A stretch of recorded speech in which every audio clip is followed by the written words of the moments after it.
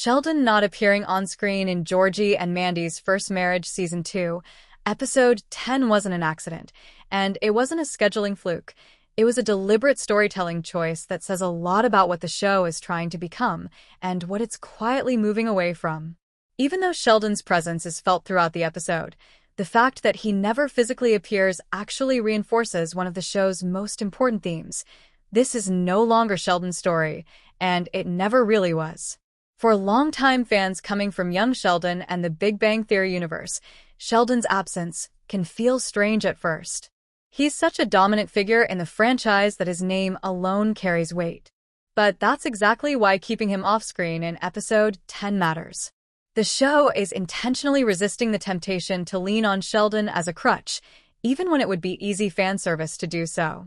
Instead, Season 2, Episode 10 keeps the focus firmly on Georgie, and more importantly on the life Georgie is actively living, not the one he's being compared to.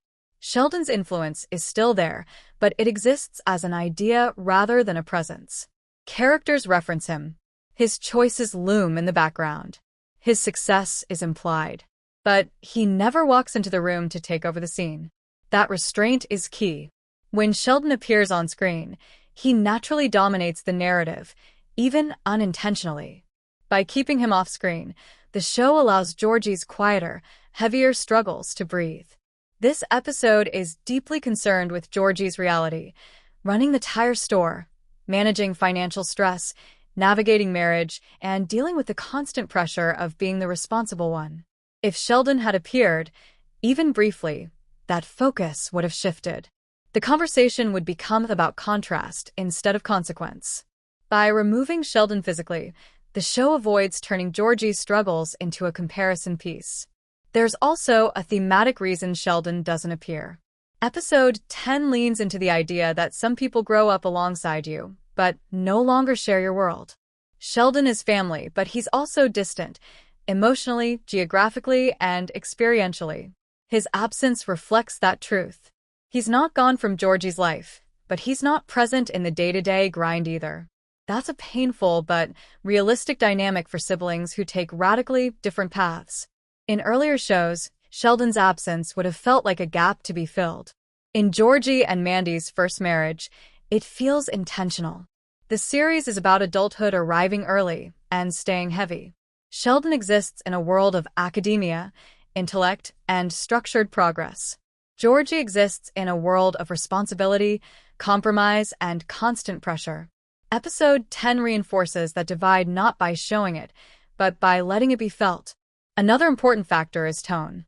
Episode 10 deals with emotionally grounded, sometimes uncomfortable truths, Mandy's career priorities, Georgie's exhaustion, and the quiet imbalance in their marriage. Sheldon's presence, with his distinctive rhythm and comedic timing, would have shifted that tone immediately. Even a restrained Sheldon scene would have pulled the episode toward humor and nostalgia. The show clearly didn't want that. By keeping Sheldon off screen, the episode protects its emotional integrity. It allows moments to linger instead of being punctuated by jokes or intellectual sparring. It keeps the story adult, grounded, and personal, which is exactly what this series needs to differentiate itself from its predecessors. There's also a meta-level reality at play. Georgie and Mandy's First Marriage has to prove it can stand on its own. If Sheldon appeared too frequently, the show would risk being perceived as an extension of young Sheldon rather than its own identity. Episode 10 feels like a quiet declaration. This series doesn't need Sheldon in the room to be meaningful. And that's not a dismissal of the character. It's a recognition of scale. Sheldon's story has been told extensively. Georgie's hasn't. Episode 10 prioritizes the untold story over the familiar one. Interestingly, Sheldon's absence may actually make his presence feel stronger. Because he isn't on screen, viewers are left to imagine where he is, what he's doing, and how far removed his life has become. That imagined distance can feel heavier than any cameo. Sometimes not seeing someone emphasizes how far away they truly are. The episode also subtly challenges the audience's expectations. For years, viewers have been conditioned to expect Sheldon to show up, explain things, or recenter the narrative. Episode 10 refuses that instinct. It trusts the audience to stay with Georgie instead, with his messier, less celebrated, but deeply human journey. Ultimately, Sheldon not appearing on screen in Season 2, Episode 10 isn't a loss, it's a statement. The show isn't about who left home to become extraordinary. It's about who stayed and carried the weight. Sheldon's absence underscores a quiet truth. Sometimes the most important people in your life aren't the ones who show up. They're the ones whose absence shapes you. And in Episode 10, that absence allows Georgie and Mandy's first marriage to do exactly what it needs to do. Tell Georgie's story without distraction, comparison, or borrowed spotlight.